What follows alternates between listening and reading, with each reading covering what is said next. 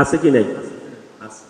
যাদের সাথে জালেমদের সাথে সম্পর্ক ছিল, যারা আলেমের সাথে হক্কানি আলেমদের সাথে বিদ্রোহ ঘোষণা করেছে, সুযোগ পেলে দেড় জরিমানা করেছে, ফাঁসির কাষ্ঠে ঝুলিয়েছে, এমন আলেম নামক জালেম আমাদের দেশে ছিল কি ছিল না? এই সমস্ত জালেমদের বিচার হওয়া দরকার আছে কি নাই? আল্লাহ বললেন, আল্লাহর বিধান অনুযায়ী যারা বিচার ফাইসালা করবে না, সমাজ পরিচালনা করবে না, তারা জালেম। এটা কে বলেছেন? কথা বলতে হবে, কে বলেছেন? আমার আল্লাহ বলেছেন। সুতরাং স্পষ্ট ভাষায় বলতে চাই, যত বড় ডক্টর হও, যত বড় আলেম হও, যত বড় প্রতিষ্ঠানে লেখাপড়া করো না কেন, যারা আল্লাহর বিধান অনুযায়ী আল্লাহর দ্বীন এই সমাজে প্রতিষ্ঠা করে নাই, খুন রাহাজানি অবিচার করেছে, তাদের সাথে যারা আতাত করেছো, তোমরা আলেম নামের কলঙ্ক, তোমাদের পরিচয় হচ্ছে জালেম জালেম জালেম। জোরে বলুন ঠিক কিনা? আয় বহুত বড় আলেম, আল্লামা বাপ আলেম আসিল, আয় আলেম, ইন ইসলাম নচলে। الحمد لله نحمده ونستعينه ونستغفره ونعوذ بالله من شرور أنفسنا ومن سيئات أعمالنا من يهد الله فلا مضل له ومن يضلل فلا هادي له ونشهد أن لا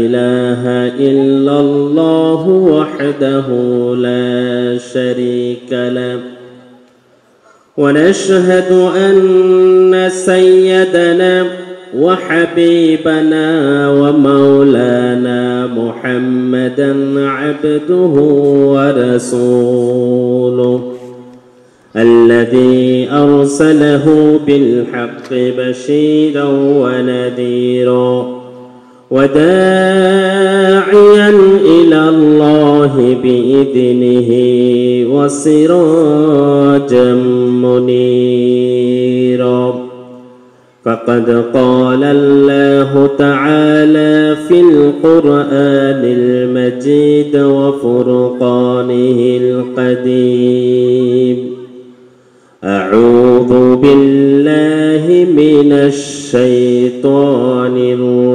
الرجيم بسم الله الرحمن الرحيم تبارك الذي نزل الفرقان على عبده ليكون للعالمين نذيرا وقال تعالى أيضا في شان حبيبه مخبرا وآمرا إن الله وملائكته يصلون على النبي يا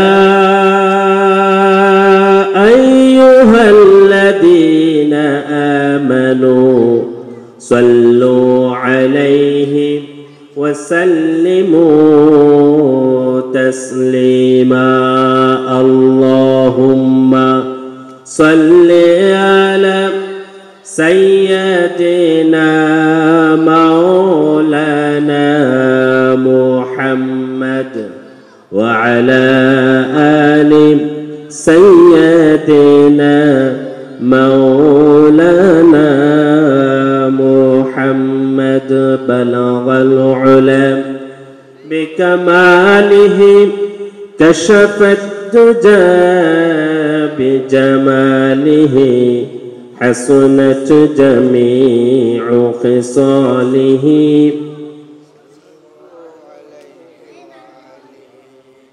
मुबारक बाद दुनिया में वो शाह मुरसली आया मुबारक बाद दुनिया में वो शाह मुरसली आया कि जिनसे बट गए पैगंबर नहीं आया नहीं आया बलगल उला बिकमालिही कशफत दुजा बिजमालिही हसनत जमीउ खिसालिही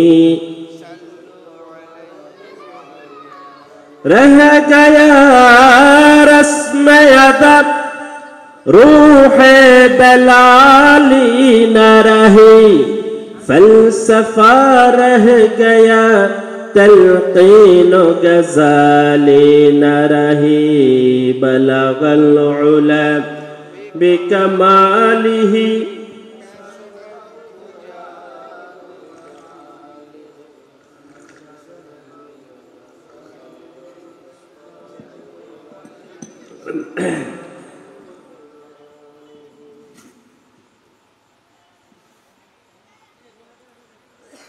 চট্টগ্রাম জেলার ঐতিহ্যবাহী থানা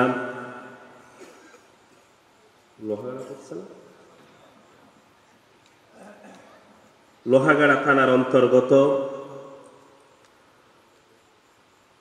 উত্তর চরম্বা লোকতারপাড়া জামে মসজিদ সংলগ্ন মাঠে আয়োজিত আজকের এই বিশাল আলোর প্রতীক সমাজ সংঘের উদ্যোগে আয়োজিত দ্বিতীয়তম ঐতিহাসিক তাফসীরুল কোরআন মাহফিলের সম্মানিত প্রধান অতিথি, আশা করি আসবেন ইনশাআল্লাহ।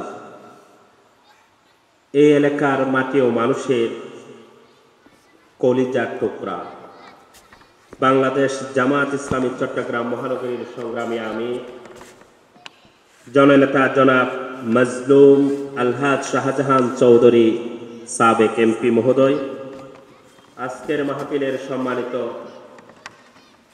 প্রধান আলোচক, সদর ঢাকা থেকে আয়োজিত বিশিষ্ট আলেমে দ্বীন ডিআইটি প্রজেক্ট জামে মসজিদের সম্মানিত খতিব, ইতিমধ্যেই তিনি কাছে চলে এসেছেন, জনাব মাওলানা কারি আব্দুল্লাহ আল আমিন সাহেব, আজকের মাহফিলের বিশেষ আলোচক, এশা পূর্ব যিনি অত্যন্ত গুরুত্বপূর্ণ আলোচনা পেশ করেছেন, লোকতারপাড়া জামে মসজিদের সম্মানিত খতিব, বিশিষ্ট আলেমে দ্বীন জনাব মাওলানা শামসুল ইসলাম সাহেব সহ উপস্থিত বিশেষ অতিথিবৃন্দ, আজকের মাহফিলের সম্মানিত সভাপতি, আলোর প্রতীক সমাজ সংঘের সম্মানিত প্রধান উপদেষ্টা জনাব রফিকুল ইসলাম সাহেব,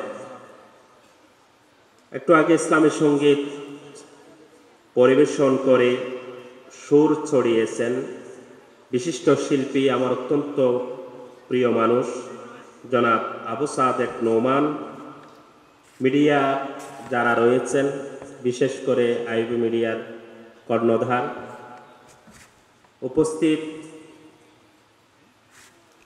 ইসলাম প্রিয় আল্লাহ প্রিয় তৌহিদি জনতা, মাইকের আওয়াজ যতটুকু পর্যন্ত যাচ্ছেন আমার পর্দানশীলা মা ও বোনেরা, আমি আবারও সালাম দিচ্ছি, আসসালামু আলাইকুম ওয়া রাহমাতুল্লাহি ওয়া বারাকাতুহু। আরেকটু সুন্দর করে জবাব দিলে ভালো হবে, মানে আরেকটু উচ্চ কণ্ঠে, আসসালামু আলাইকুম ওয়া রাহমাতুল্লাহি ওয়া বারাকাতুহু। আল্লাহ সুবহানাহু ওয়া তাআলার দরবারে লাখ কোটি শুকরিয়া আদায় করছি, এত বেশি শুকরিয়া আদায় করছি লা তুহসা, যা গণনা করা যাবে না, এমন শুকরিয়া আদায় আমাদেরকে করতে হবে। কারণ একটু আগেই আপনাদের প্রিয় শিল্পী আবু সাদিক ভাই বলেছেন, গত বছর এই মাহফিল হয়েছিল, কিন্তু অনেক অনুমতি, অনেক দৌড়াদৌড়ি, অনেক শঙ্কা আশঙ্কা নিয়েই মাহফিল হয়েছিল। আল্লাহ রাব্বুল আলামিন সেই ভীতি, সেই শঙ্কা, অনুমতি নেওয়ার জন্য দৌড়াদৌড়ি করা, সকল ধরনের ব্যস্ততা সমস্যা দূরীভূত করে দিয়েছেন এবছরে। সে মহান আল্লাহর দরবারে হৃদয় খুলে, মন খুলে, সমস্ত আবেগ আর ভালোবাসাকে উজাড় করে দিয়ে আমরা সবাই শুকরিয়া আদায় করি, সকলে পড়ে আলহামদুলিল্লাহ। শুকরিয়ার কয়েকটি বিষয় রয়েছে, ধাপ রয়েছে। 1 নাম্বার ধাপ হচ্ছে আল্লাহর শুকরিয়া আদায় করা। 1 নাম্বার ধাপ হচ্ছে শব্দ উচ্চারণ করা, যেমন আলহামদুলিল্লাহ, সুবহানাল্লাহ, শুকরান লিল্লাহ, এভাবে আল্লাহর শুকরিয়া আদায় করা। এটা হচ্ছে শব্দের উচ্চারণের মাধ্যমে। এর গুরুত্বপূর্ণ ধাপ হচ্ছে কাজের মাধ্যমে আল্লাহর প্রশংসা করা, কাজের মাধ্যমে আল্লাহর গুণকীর্তন করা। যেমন আল্লাহ আমাকে রিজিক দিয়েছেন, এই রিজিক খাওয়ার পরে আমরা দোয়া পড়ি, এটা হচ্ছে উচ্চারণগত প্রশংসা, শব্দের উচ্চারণ জবান দিয়ে। আর কাজের ফাইদা কুদিয়াতিস সালাত ফান্তাশিরু ফিল আরদ, নামাজ আদায় করো এবং জমিনে ছড়িয়ে পড়ো আল্লাহর রিজিক অন্বেষণে। সেই রিজিক অন্বেষণ করার পরে সেই রিজিক যখন খাবে, আবার তোমরা কি করো? শুকরিয়া আদায় করো। তাহলে নামাজ আদায় করা এটা শুকরিয়ার অন্যতম একটি মাধ্যম। এভাবে সর্বোচ্চ শুকরিয়ার মাপকাঠি হচ্ছে আল্লাহ যা বলেছেন সে অনুযায়ী নিজের জীবনকে গঠন করা। আল্লাহ বলেছেন সুদ না খাওয়ার জন্য, আমরা সবাই জন্মের সুদ খাই, আছে কি নেই? আপনাদের লোহাগাড়াতে নাই, তো বিভিন্ন এলাকায় আছে কিনা? বিভিন্ন ব্যাংকের নামে সুদের কাজ কারবার আমাদের সমাজে আছে কি নেই? আছে। তাহলে আল্লাহর প্রশংসা যেমন মুখে করতে হবে, কাজেও করতে হবে। আপনার বললেন, আমরা বলি আমরা 16-17টি বছর ফেরাউনের শাসন দেখেছি, যে এই শাসনের অবসান হওয়ার পরে আজকের এই মাহফিল, এই এলাকায় এই মাহফিলে মানুষের ঢল নামার কথা ছিল। যদি মানুষরা মনে করত এই কোরআনের মাহফিল আমাদের জন্য নিয়ামত, এই কোরআন ছাড়া আমার বাঁচার কোনো উপায় নাই, এই কোরআন ছাড়া মানুষের জীবনে শান্তি আসতে পারে না, এই কোরআন ছাড়া মানবতার মুক্তি মিলতে পারে না, এই কোরআন ছাড়া পৃথিবীর বুক থেকে, বাংলাদেশের বুক থেকে দর্শন বন্ধ হতে পারে না, দুর্নীতি, রাহাজানি, সন্ত্রাস বন্ধ হতে পারে না। এই জিনিস যদি আমরা জানতাম, আল কোরআনের ডাকে আমরা দলে দলে সাড়া দিতাম। জোরে বলুন ঠিক কিনা? আজকে অনুভূতি শূন্য হয়ে গেছে। যদি এমনটি হয়, কোরআনকে যদি আমরা ভুলে যেতে থাকি, কোরআনের ডাকে যদি সাড়া দিতে না পারি, কোরআনকে যদি অবহেলা করি, তাহলে পুনরায় শাস্তি আল্লাহ রাব্বুল আলামিন যে দিবেন, সেখান থেকে উত্তরণের কোনো পথ খুঁজে পাওয়া যাবে না। সম্মানিত উপস্থিতি, আশেপাশে যাদের কর্ণকুহরে আজকের আওয়াজ পৌঁছে যাচ্ছে, প্রত্যেকের প্রতি বিনয়ের সাথে অনুরোধ করি আজকের মাহফিলকে সুন্দর করার জন্য, আল্লাহর জবাবদিহিতা থেকে নিজেকে বাঁচানোর জন্য, কোরআনের দাবি পূরণের জন্য আসুন সবাই এক সুরে গাই, সবাই এক মোহনায় মিলিত হই। আজকের মাহফিলকে সফল করার জন্য সবার উপস্থিতি আন্তরিকভাবে কামনা করি। সম্মানিত উপস্থিতি, আমি একটি আয়াতে কারিমা তেলাওয়াত করেছি, সে আয়াতটি সূরা ফুরকানের আয়াত। আল্লাহ রাব্বুল আলামিন বলেন, তাবারাকাল্লাযী নাযালাল ফুরকানা আলা আবদিহি লিয়াকুনা লিল আলামিনা নাযীরা। আল্লাহ রাব্বুল আলামিন বলেন, পবিত্রতম সেই সত্তা যিনি তার ফুরকান কিতাবকে নাজিল করেছেন আলা আবদিহি, তার বান্দার উপরে, লিয়াকুনা লিল আলামিনা নাযীরা, বিশ্বের সমস্ত মানুষকে সতর্ক করার জন্য। দুনিয়াবি দিক দিয়ে সতর্ক, আখিরাতের সতর্ক। দুনিয়াবি সতর্ক হচ্ছে, ও দুনিয়ার মানুষ, কোথায় দৌড়াও? কোন পুঁজিবাদের দিকে দৌড়াও? সমাজতন্ত্রের দিকে দৌড়াও? গণতন্ত্রের দিকে দৌড়াও? তোমরা জাতীয়তাবাদের দিকে দৌড়াও না, না, কোরআন তোমাদের জন্য মুক্তির সোপান। কোরআনে হচ্ছে মুক্তির সিঁড়ি, যে সিঁড়ি দিয়ে যদি তুমি পথ অতিক্রম করো, মুক্তির মোহনায় মিলিত হতে পারবে, তুমি শান্তির নিট গড়তে পারবে, একটি দুর্নীতিমুক্ত সমাজ গঠন করতে পারবেন। রাসূল করিম সাল্লাল্লাহু আলাইহি ওয়াসাল্লাম একটি দুর্নীতিগ্রস্ত সমাজে এসেছিলেন, একটি সন্ত্রাসযুক্ত সমাজে এসেছিলেন। যেখানে মায়েদের কোনো সম্মান ছিল না, ইজ্জত ছিল না, এমন একটি সমাজে এসেছিল যেখানে মানবতাকে মাটির সাথে দমিয়ে দিয়েছিলেন, মিশিয়ে দিয়েছিলেন। এমন এক সমাজে এসেছিলেন যেখানে গরিবের কোনো অধিকার ছিল না কথা বলার, যেখানে অসহায় মানুষের আর্তনাদ আকাশ বাতাস শুয়েছিল। এমন একটি সমাজে আমার নবী মুহাম্মদ মুস্তাফা সাল্লাল্লাহু আলাইহি ওয়াসাল্লাম আগমন করলেন। আর আল্লাহ বললেন, আমি তোমাকে সতর্ক করার জন্য প্রেরণ করলাম। যারা আজকে মানবতা বিরোধী অপরাধ করে, যারা হত্যা করে, যারা খুন করে, যারা গুম করে, যারা সন্ত্রাস করে, যারা দুর্নীতি করে, যারা নারী অধিকারকে হরণ করেন, নারীর ইজ্জতকে নিয়ে চিনিমিনি খেলেন, তাদের সবাইকে সতর্ক করার জন্য আমি একটি কিতাব নাজিল করে দিলাম। ওই কিতাবটার নাম হচ্ছে ফুরকান। ওই কিতাবের নাম কি? জোরে বলতে হবে, কিতাবের নাম কি? ফুরকান মানে ফরক করে নেওয়ালা, সত্য এবং মিথ্যার মধ্যে পার্থক্য সৃষ্টি করে দিবেন, হক এবং বাতিলের পার্থক্য, অন্ধকার এবং আলোর পথের পার্থক্য তিনি করে দিবেন।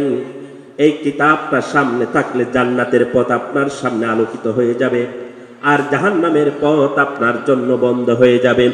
আল্লাহ রাব্বুল আলামিন বলেন, আলিফ লাম রা কিতাবুন আনজালনাহু ইলাইকা লিতুখরিজান নাসা মিনাজ যুলুমাতি ইলান নূর। আল্লাহ রাব্বুল আলামিন বলেন, নবী হে, আমি আপনার উপরে কিতাবটা নাজিল করলাম। সারা পৃথিবীর মানুষ আসন্দ করে ডুবে আছে। অন্ধকার বলতে সূর্য ছিল না, সূর্যের আলো ছিল না, বিষয়টা এমন নয়। সেখানে তৎকালীন সময়ের মিটি মিটি জ্বলা সেই হারিকেনের মতো লাইট ছিল, প্রদীপ ছিল এবং সূর্য ছিল, চাঁদের আলো ছিল। এরপরে বললেন, এরপরেও তারা অন্ধকারের ভিতরে। কেমন অন্ধকার? নিজের মাকে তারা চিনতে পারতো না, মায়ের ইজ্জত দিতে জানতো না। বাবা যখন ইন্তেকাল করত, বিধবা মায়ের উপর নির্যাতন করত। মা যদি সুন্দরী হতো, ওই বিধবা মাকে নিজের সৎ সন্তান বিয়ে করে নিত। জোরে বলুন নাউজুবিল্লাহ। এমন একটি সমাজ, যেই সমাজে কলিজার হৃদয় ছেড়া দন নিজের কন্যা সন্তানকে মাটিতে পুঁতে দিত জীবন্ত অবস্থায়। যারা মানুষের অধিকার বলতে কিছুই জানতো না, হঠাৎ একজন মানুষ তরবারি ধারালো করতেছে, পাশ দিয়ে একজন লোক চলে যাচ্ছে। হয়তো লোকটা সমাজের মধ্যে সবচেয়ে নিগৃহীত, গরিব একজন মানুষ, সমাজের মধ্যে তার কোনো অবস্থান নাই।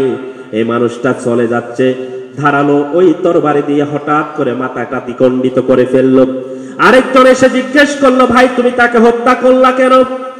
সে জবাব দেয়, আমি তো তাকে হত্যা করি নাই, আমার তরবারিটা ধারালো হয়েছে কিনা সেটা একটু টেস্ট করলাম।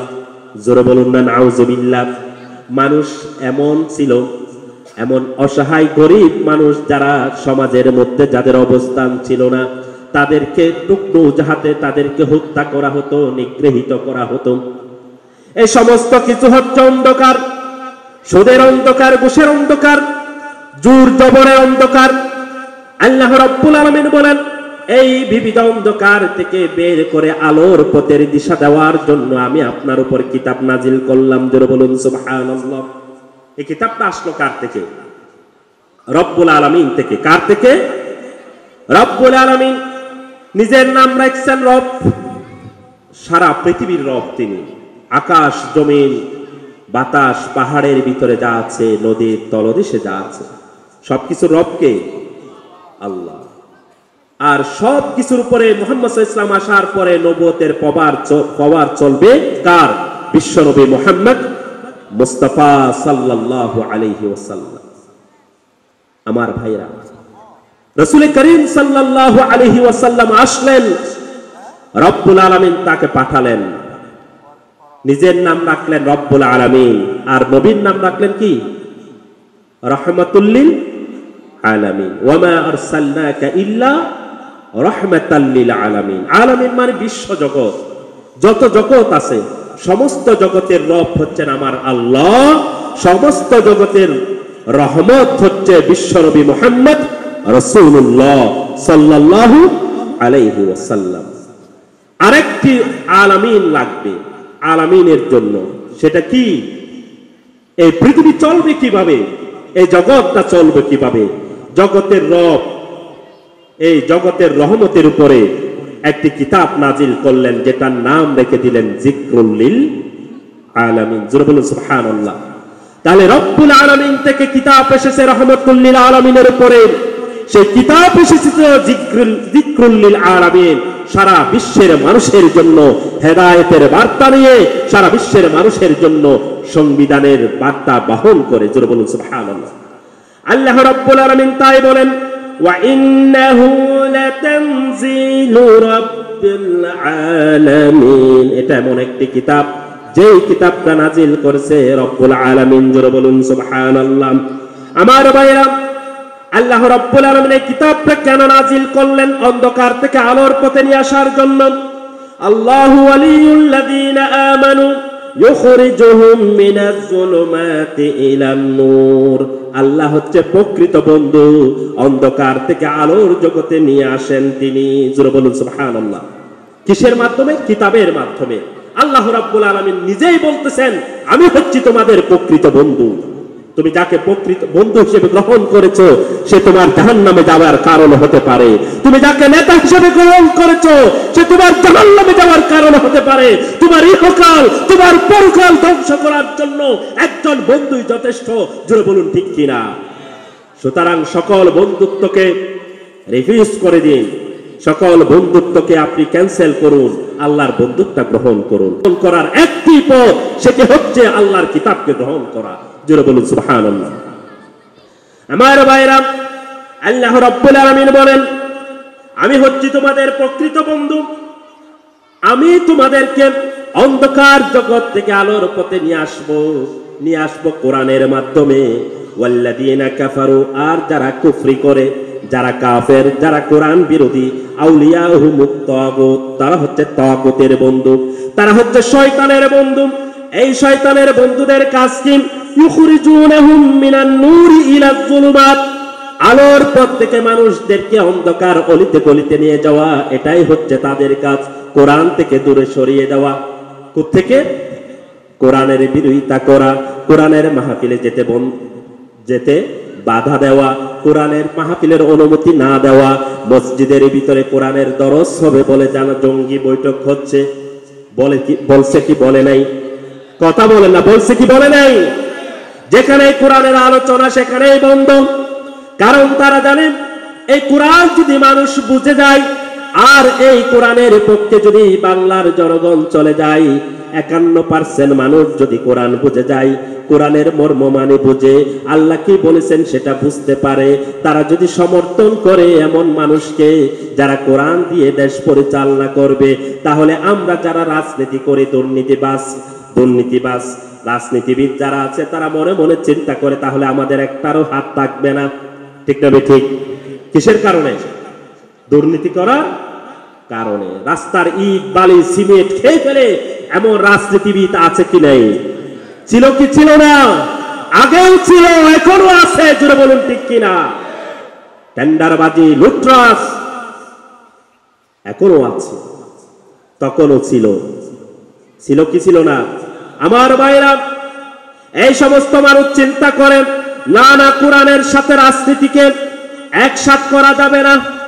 একসাথ করলেই খবর আছে। আল্লাহ রাব্বুল আলামিন বলেছেন, আস-সারিকু ওয়াস-সারিকাতু ফাকতাউ আইদিয়াহুমা। সূর আর সুরনি ছিলেন তো? সূরার মহিলা সূর। আর কি মহিলা সূর নাই আমাদের দেশে? হাজার হাজার কোটি টাকা দেশ থেকে নিয়ে পালিয়ে গেছে শ্বশুর বাড়িতে। এমন মহিলা সূর আমাদের সমাজে ছিল কি ছিল না? এমন মহিলা সূরের কথা আল্লাহ কোরআনে বললেন যে পাও হাত কেটে ফেলো। জুড়ে বলুন ঠিক কিনা? হাত কেটে দাও। সে মহিলা হলেও হাত কাটতে হবে কি হবে না? আল্লাহর আইন, অপরাধ যে করবে সে পুরুষ হোক নারী হোক, সমান শাস্তি ভোগ করতে হবে। ঠিক না ঠিক? সুতরাং নারী হওয়ার কারণে অপরাধ করলেও কোন ধরনের মায়া দেখানোর সুযোগ এখানে নাই। আল্লাহর আইনের সামনে কোন মায়া থাকতে পারে না। যে মানুষটি হাজার হাজার মানুষকে খুন করেছে, ওই মহিলা লেডি হিটলারকে বাংলাদেশের ফাঁসির কাস্টে ঝোলাতে হবে। জোরে বলুন ঠিক কিনা?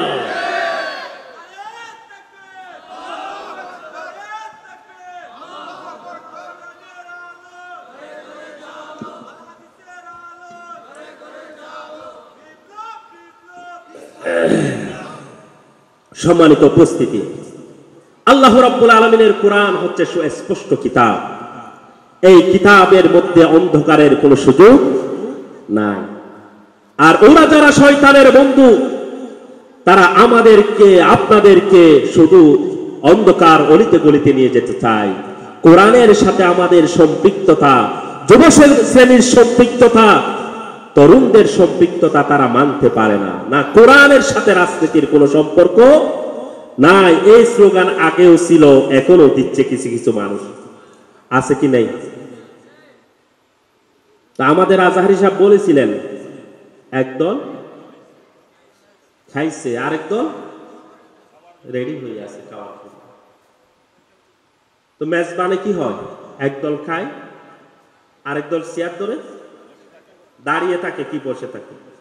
যে খায় সে তো খাচ্ছে, আরেক দল পিছনে কি নিয়ে চেয়ার ধরে, পিছনে চেয়ার ধরে দাঁড়িয়ে আছে শূন্যস্থান পূরণ করার জন্য। এই জন্য চাই নির্বাচন। সংস্কারের দরকার নাই। এই দেশ দুর্নীতিতে চ্যাম্পিয়ন, এই দেশ সন্ত্রাসীতে চ্যাম্পিয়ন, এই দেশের মানবাধিকার লঙ্ঘন হয়েছে হাজারবার। এগুলোর কোনো শাস্তি, বিচার ব্যবস্থা এবং অন্যান্য সংস্কার না করে এই দেশে কোনো নির্বাচন হতে দেওয়া যাবে না। জোরে বলুন ঠিক কিনা? সম্মানিত উপস্থিতি, সবাই সব জায়গা থেকে আওয়াজ তুলতে হবে। ডক্টর ইউনূস সাহেবের হাজারো ভুল থাকতে পারে, তো রাষ্ট্র পরিচালনার ক্ষেত্রে এই মুহূর্তে পৃথিবীর ইতিহাসে, আমাদের বাংলাদেশের ইতিহাসে এই ধরনের একজন ব্যক্তি অতীতে ছিল না, সামনেও হবে কিনা সন্দেহ আছে। যারা গেছে তাদের দূষররা এখনো আছে কি নেই? আছে। ডক্টর ইউনূস যদি না থাকতো, এই বিপ্লব অনেক আগেই হাতছাড়া হয়ে যেত। ঠিক তবে ঠিক, আন্তর্জাতিক একটি ফিগার। সুতরাং ওনার মন মানসিকতা, ওনার বক্তব্য, ওনার কার্যক্রম দেখে আমার মনে হয়েছে ওনাকে 2 বছর নয়, যদি 20 বছরের সময় দেওয়া হয়, এই দেশ 20 বছরে মালয়েশিয়াকে অতিক্রম করবে উন্নতিতে। জোরে বলুন ঠিক কিনা? আমার ভাইরাম, আল্লাহ রাব্বুল আলামিন এই কিতাব নাজিল করেছেন। এই কিতাব আলোর কিতাব। কিসের কিতাব? কথা বলতে হবে। এই জন্য আমরা কি স্লোগান দিই? আল কোরআনের আলো ঘরে ঘরে। আল্লাহ রাব্বুল আলামিন বলেন, قد جاءكم من الله نور وكتاب مبين। আল্লাহ রাব্বুল আলামিন তোমাদের জন্য এমন একটি কিতাব আমি নাজিল করে দিলাম। আল্লাহ বলেন যে আল্লাহর পক্ষ থেকে চলে এসেছে কি? নূর ওয়া কিতাবুম মুবিন, একটি আলোক পত্রিকা। অন্ধকারে চলতে গেলে একটা হাতের মধ্যে টর্চ লাগে কি লাগে না? মোবাইলের আলো লাগে কি লাগে না? এবং অন্ধকার, গাঢ় কৃষ্ণ অন্ধকার, যে অন্ধকার দূরীভূত করার জন্য আল্লাহর কোরআন ছাড়া বিকল্প কোনো পথ নাই।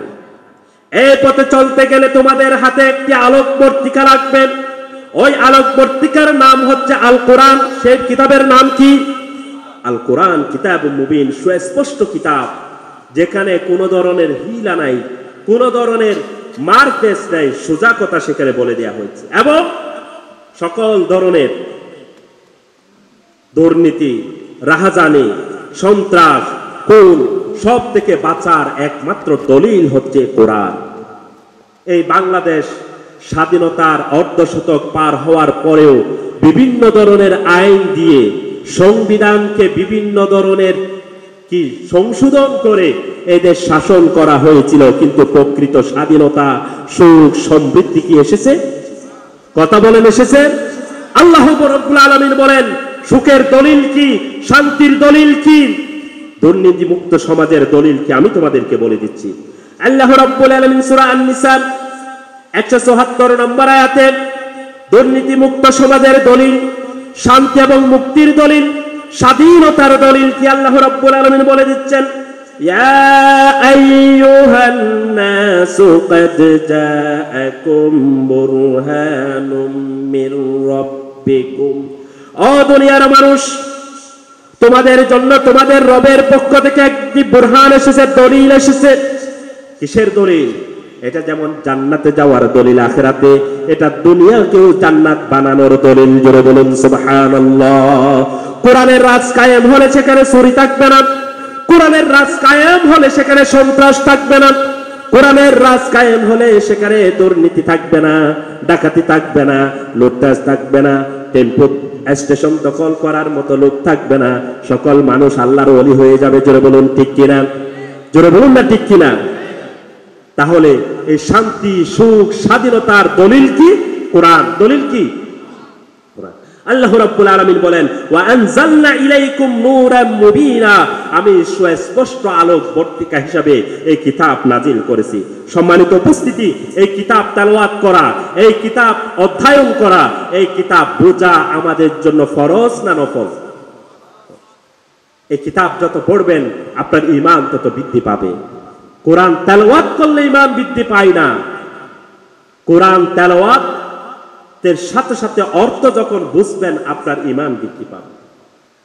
এখানে তেলাওয়াত বলতে কোরআনের যত জায়গায় তেলাওয়াত বলা হয়েছে, এই তেলাওয়াত অর্থ হচ্ছে পড়া এবং বোঝা। পড়া এবং কি? বুঝতে হবে। কোরআন বোঝার জন্য এসেছে, শুধু খতমে তারাবি আদায় করার জন্য আসে নাই। কোরআন প্রতিষ্ঠিত হতে এসেছেন, কোরআন দিয়ে বাড়ি ঘর দোকান উদ্বোধন করার জন্য শুধু আসে নাই। এই কোরআন সমাজ প্রতিষ্ঠা করার জন্য এসেছে, এই কোরআন দিয়ে তাবিজ তুকমা করার জন্য আসে নাই। জোরে বলুন ঠিক কিনা? আমার আল্লাহ রাব্বুল আলামিন বলেন সূরা আনফালের মধ্যে, ইন্নামাল মুমিনুনা আল্লাযীনা ইযা যুকিরাল্লাহু ওয়াজিলাত কুলুবুহুম ওয়া ইযা তুলিয়াত আলাইহিম আয়াতুহু যাদাতুহুম ঈমানা। আল্লাহ রাব্বুল আলামিন বলেন, প্রকৃত মুমিন কারা? যাদের সামনে আল্লাহর কথা বলা হয় তাদের ঈমান বৃদ্ধি পেতে থাকে, যাদের সামনে আল্লাহর কিতাবের কথা বলা হয়, আল্লাহর স্মরণ করা হয়, আল্লাহর হুকুম হাকামের বিধিবিধানের আদেশ নিষেধের আলোচনা যখন করা হয়, তখন তাদের অন্তর প্রকম্পিত হয়। তাদের অন্তর কি হয়? প্রকম্পিত হয়। আর কোরআনের আয়াত যখন তেলাওয়াত করা হয়, কোরআনের আয়াত বোঝার কারণে তাদের ঈমানটা বৃদ্ধি পায়। বোঝার কারণে তারা নামাজের ভিতরেও কান্না করে। জোরে বলুন ঠিক কিনা? কোরআন না বুঝলে চোখ দিয়ে কি পানি আসবে নাকি? কি বলেন, আসবে? আসবে না। কোরআন বোঝার কারণে আসে। সম্মানিত উপস্থিতি, কোরআন কিভাবে বুঝতে হবে একটা উদাহরণ দিই। যেমন হযরতে আব্দুল্লাহ ইবনে মাসউদ রাদিয়াল্লাহু তাআলা আনহু তিনি বলেন, একদিন রাসূল করিম সাল্লাল্লাহু আলাইহি ওয়াসাল্লাম আমাকে বললেন, আব্দুল্লাহ তুমি কোরআন তেলাওয়াত করো। আল্লাহ রাসূলকে আব্দুল্লাহ ইবনে মাসউদ বললেন, ইয়া রাসূলুল্লাহ আপনি আমাকে বললেন কোরআন তেলাওয়াত করতে, অথচ আপনার উপরে কোরআন নাজিল হয়েছে, আমি কিভাবে আপনার সামনে কোরআন তেলাওয়াত করতে পারি? আল্লাহ রাব্বুল আলামিনের হাবিব বললেন, আমি অন্যের মুখ থেকে কোরআন তেলাওয়াত শুনতে বেশি ভালোবাসি। সুবহানাল্লাহ। আমরা কি আল্লাহ রাসূলকে কোরআন শোনাতে চাই? তাহলে বেশি বেশি কোরআন তেলাওয়াত করুন। ফেরেশতারা, সাইয়াহিন ফেরেশতারা সেই তেলাওয়াত আওয়াজ আল্লাহ রাসূলের কর্ণকুহরে পৌঁছে দিবে ইনশাআল্লাহ। রাজি আছি তো ইনশাআল্লাহ?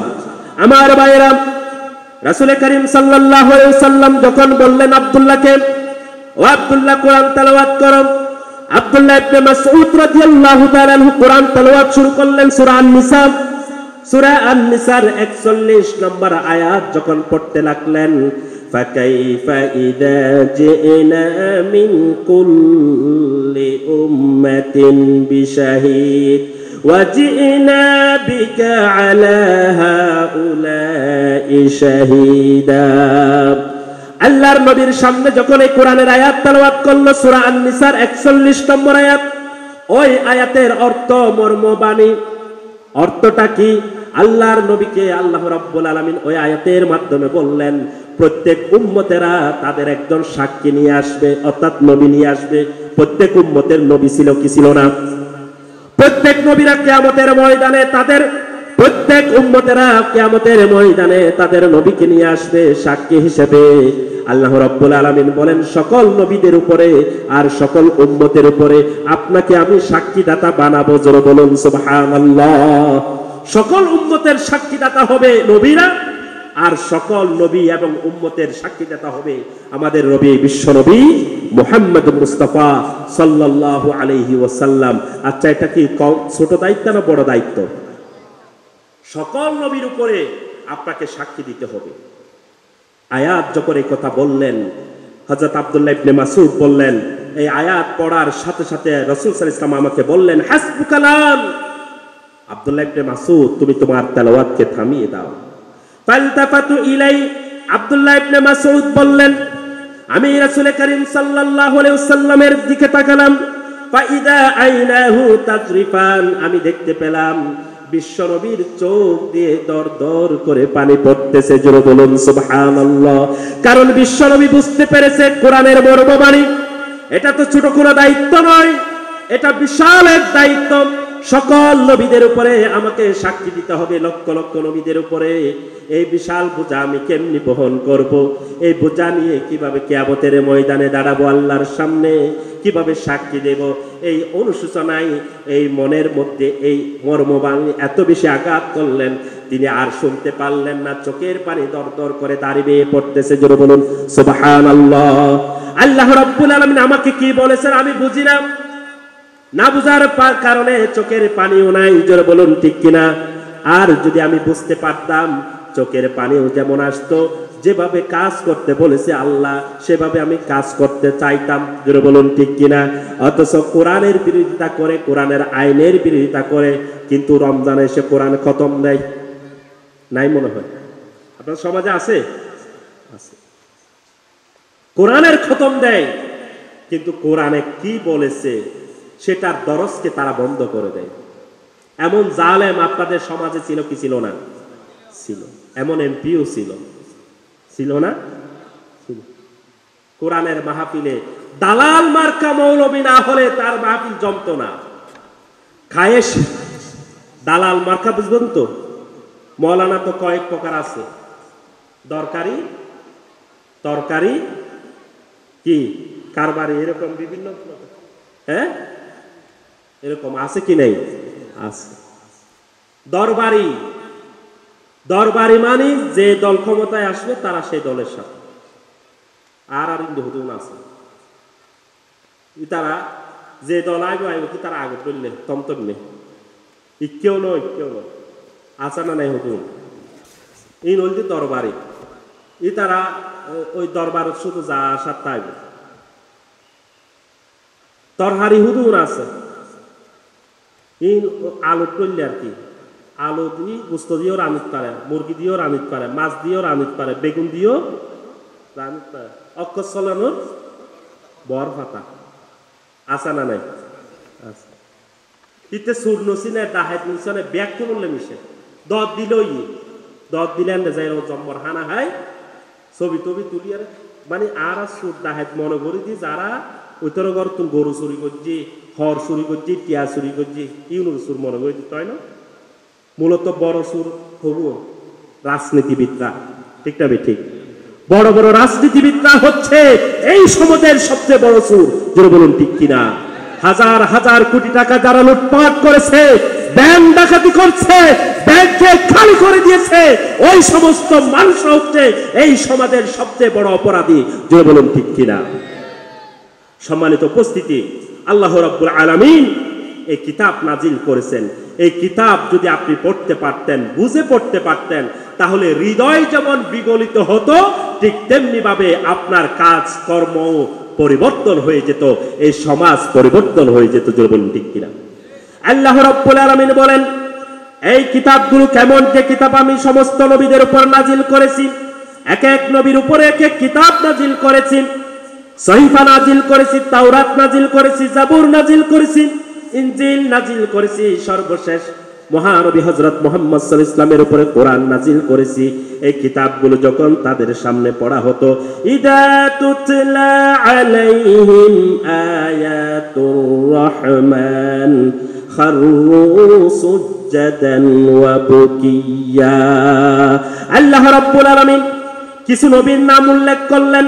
নূহ আলাইহিস সালাম, ইব্রাহিম আলাইহিস সালাম, ইসমাঈল আলাইহিস সালাম, বনি ইসরাঈল ইয়াকুব আলাইহিস সালামের বংশধর যারা ছিল, সমস্ত নবীদের কথা বলার পর বললেন, যখন তাদের সামনে যখন যে কিতাব নাজিল হয়েছিল আল্লাহর পক্ষ থেকেও কিতাব যখন নাজিল করা হতো তখন তারা সিজদায় লুটিয়ে পড়তো আর তারা ক্রন্দন করতে থাকতো। জোরে বলুন সুবহানাল্লাহ, জোরে বলুন না সুবহানাল্লাহ।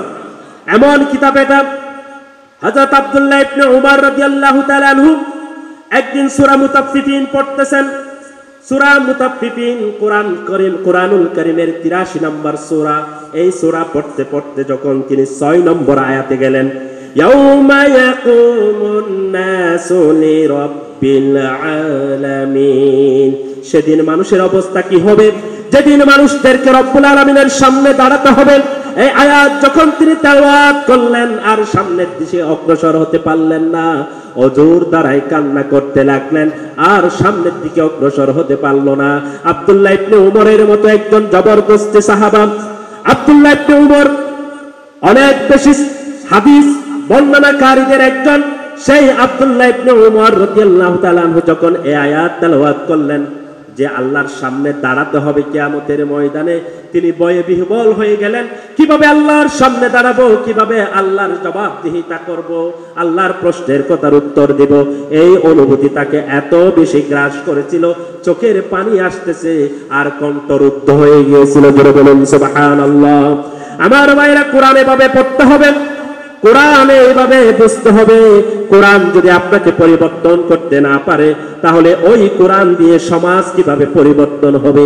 কোরআন আগে আমাকে পরিবর্তন করতে হবে। কোরআন যদি আমাকে পরিবর্তন করতে না পারে সমাজ কি পরিবর্তন হবে? সমাজ তো মানুষ নিয়ে, মানুষ যদি নিজেকে কোরআন দিয়ে পরিবর্তন করতে না পারে তাহলে কখনোই এই কোরআন সমাজ পরিবর্তন করতে পারে না। আমার ভাইরা, কোরআন বুঝে পড়তে হবে, এটা কোরআনের অন্যতম একটি দাবি।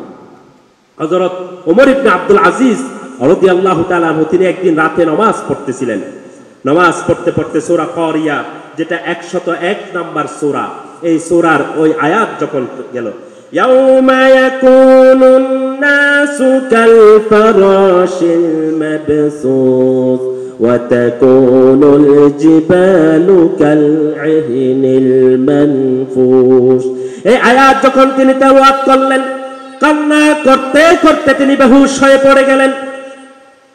যখন সকাল হলো, সকাল হওয়ার পরে তিনি বললেন, হাই সকাল, কেন তুই সকাল হলি? সেদিন কেমন হবে? ওই আয়াতের অর্থ হচ্ছে যেদিন মানুষ বিক্ষিপ্ত পতঙ্গের ময়ূর্ত থাকবে, কিয়ামতের যখন সিংহায় ফুঁক দেয়া হবে, ফুঁক দেওয়ার সাথে সাথে মানুষগুলো কীট পতঙ্গের মতো উঠতে থাকবে, আর বিশাল বিশাল যে পাহাড়গুলো রয়েছে ওই পাহাড়গুলো ধ্বনিত তোলার মতো উঠতে থাকবে। সেদিন অবস্থা কি হবে মানুষের? এই আয়াত যখন তিনি তেলাওয়াত করলেন নামাজের ভিতরে, কান্না করতে করতে তিনি বেহুশ হয়ে গেলেন। অবশেষে যখন সকাল হলো তার হুঁশ ফিরে আসলো। হুঁশ ফিরে আসার সাথে সাথে চোখ মিলে তিনি দেখলেন সকাল হয়ে গেল। তিনি কান্না করতে লাগলেন আর রুমের চতুর্দিকে পাগলের মতো করতে লাগলেন আর ওই আয়াতটা বারবার তেলাওয়াত করতে লাগলেন, ইয়াউমা ইয়াকুনুন নাসু কাল ফারাশিল মাবসুস ওয়া তাকুনুল জিবালু কাল ইহনিল মানফুস। আহারে, সেদিন আমিও তো কীট পতঙ্গের মতো উঠতে থাকবো, বিক্ষিপ্ত বিচ্ছিন্ন অবস্থায় সেদিন কি হবে? এই আয়াত এত বেশি ওনাকে বেশি আঘাত করেছিল মর্মতে যে তিনি বেহুশ হয়ে পড়ে গেলেন। অথচ আমাদের সামনে কোরআন তেলাওয়াত হয়, একটা খতম হয়ে যায়, কোরআনের একটা অর্থ আমরা বুঝি না, একটা আয়াতের অর্থ বুঝি না। জোরে বলুন ঠিক কিনা? জোরে বলুন না ঠিক কিনা? তাহলে কোরআন বোঝার দরকার আছে কি নাই? আছে। এই কোরআন যদি আমরা বুঝতে না পারি তাহলে অবশ্যই এই কোরআন আমাদেরকে জান্নাতের পথ দেখাতে পারে না। আমরা তেলাওয়াত করলেই জান্নাতে চলে যাব এটা মনে করা আদৌ এটা একটা বড় ধরনের ভুল। জোরে বলুন ঠিক কিনা?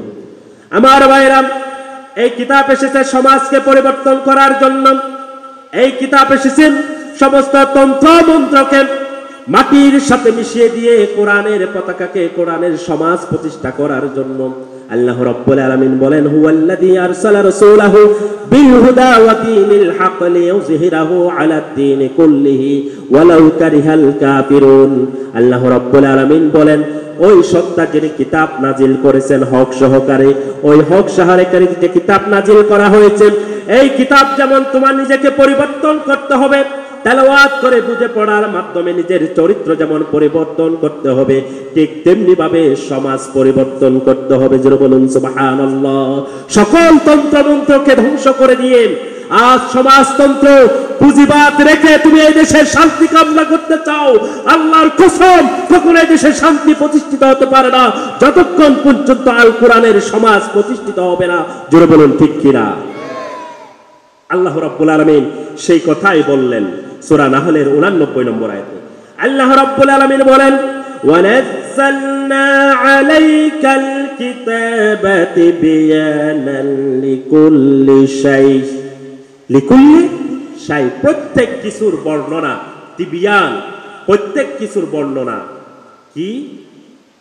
পরিবার কিভাবে চলবে তার বর্ণনা, সমাজ কিভাবে চলবে তার বর্ণনা, রাজনীতি কিভাবে চলবে তার বর্ণনা, অর্থনীতি কিভাবে চলবে তার বর্ণনা, শিক্ষা প্রতিষ্ঠান কিভাবে চলবে তার বর্ণনা, আদালত কোর্ট কাছারি কিভাবে চলবে তার বর্ণনা, একজন ব্যক্তির ব্যক্তি জীবন থেকে শুরু করে রাষ্ট্রীয় আন্তর্জাতিক জীবন পরিচালনা কিভাবে হবে তার বর্ণনা। তিবিয়ানান লিকুল্লি শাই, একটি অনুবাদ দেওয়া হয় এই কোরআন থেকে, ওই কিতাবের নাম হচ্ছে আল কোরআন। আর আপনি মনে করেন এই কোরআনের ভিতরে রাজনীতি নেই, ঠিক না? ঠিক আছে না নাই? আর দেশের যোগ্য বড় হান্ডাস আছে, একসময় গুহাওয়া আছে, এখন আর হান্ডাস আছে। এই বহর দেখ কোরআন রাজনীতির লহনো সম্পর্ক নেই বর্তমানে। আর গুহাওয়া আল্লাহ এগুলো তুমি দেশের হেফাজত করবে, কোনো আমিন। আল্লাহ রাব্বুল আলামিন বলেন, এই কিতাব আমি নাজিল করেছি কেন? এই কিতাব কেন নাজিল করেছি? ওয়াহুদান, এটা হচ্ছে হেদায়েতের পথ, ওয়া রাহমাতান, এটা হচ্ছে রহমত, দয়া, সাগর, ওয়া বুশরা লিল মুসলিমিন, মুসলমানদের জন্য শুভ সংবাদ এই কোরআনের মধ্যে রয়েছে। জোরে বলুন সুবহানাল্লাহ। আপনি শান্তি চান, শান্তির শুভ সংবাদ দিতে পারে আমার কোরআন। আপনি স্বস্তি চান, একটি দুর্নীতি মুক্ত সমাজ চান, একটি দারিদ্র্য মুক্ত সমাজ কামনা করেন, তাহলে তার শুভ সংবাদ দিতে পারে পৃথিবীর বুকে শুধুমাত্র একটি কিতাব, একটি সংবিধান। সেই সংবিধানের নাম হচ্ছে আল কোরআন। জোরে বলুন ঠিক কিনা? একজন মুসলমান নিজেকে মুসলমান দাবি করার পরে আল্লাহর কসম কখনো সে কোরআন থেকে, ইসলাম থেকে, নিজের রাজনীতিকে, অর্থনীতিকে, ব্যক্তিগত জীবন, পারিবারিক জীবনকে বিচ্ছিন্ন ভাবতে পারে না। করা তো দূরের কথা, ভাবতেও পারবে না। যদি ভাবে সে ইমানদার নয়, সে মুসলমান নয়। রব্বুল আলামিন বলেন, আমি এই কিতাবখানা কেন নাজিল করলাম? সূরা হাদীদ 25 নম্বর আয়াতের মধ্যে আল্লাহ রাব্বুল আলামিন বললেন, লাকাদ আরসালনা রুসুলানা বিল বায়িনাতি ওয়া আনজালনা মাআহুমুল কিতাব ওয়াল মিজানা লিয়াকুমান নাস বিল কিসত।